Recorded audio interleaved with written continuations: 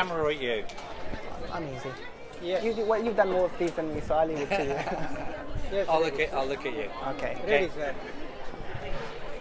Hi, this is Keith Lobo reporting live for British Asian News, here at an amazing event, one of the events that have defined history. I'm here with the man in charge. What is your name, sir? Hello, I'm Lieutenant Colonel David Utting and I'm the Head of Engagement for the Army in London.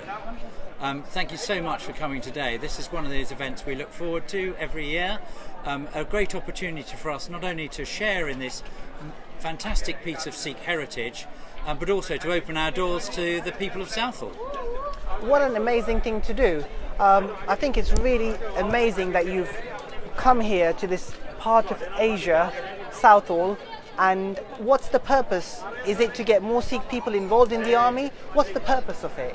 I think the purpose really is to improve the understanding of the general population about the army. If that also turns into more Sikhs or more people from other communities joining the army, then fantastic. What is the understanding of the army? Please explain it to me from the man himself. I think from most people, the understanding of the army is pretty poor these days. Most people will not meet a soldier.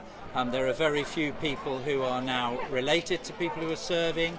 So, if, for instance, in London, where 8.5 million people live, there are only 1,800 regular soldiers in 4 boroughs.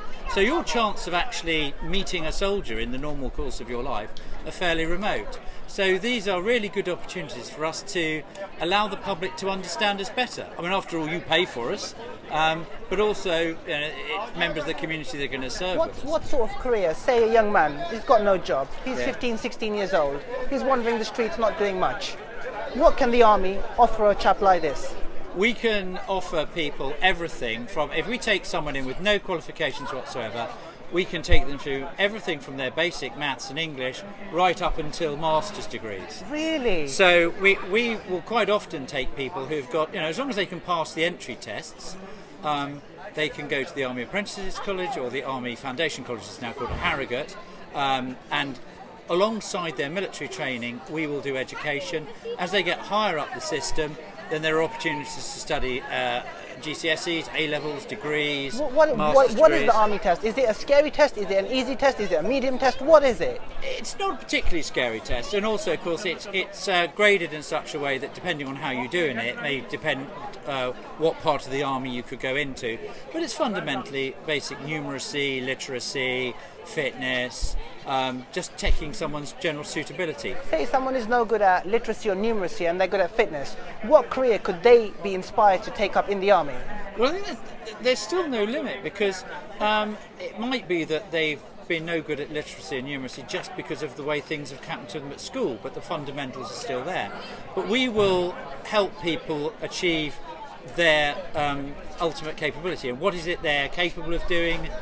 We will stretch them, we will offer them a career, say for life, as they say. There's a good pension, There's a bit of travel, but for us there's no point in having people who don't, who aren't intelligent, who can't grasp.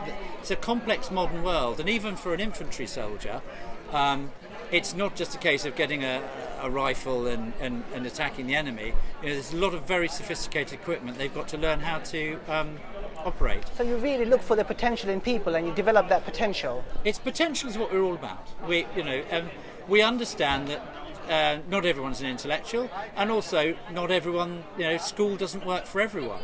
But actually, if we see that potential in people, we will take them and we will develop that potential. And as long as they work hard, all the possibilities are there. That's right. Without hard work, we can't achieve anything. Absolutely. That's the bit that everyone has to do. We can't get away from that. Absolutely. It's a two-way street. We do expect them to make a bit of a commitment. No. Without commitment, there's nothing. No, there's absolutely. nothing. Well, it's a pleasure to speak to the Colonel himself. This is Keith Lobo reporting live for British Asian News.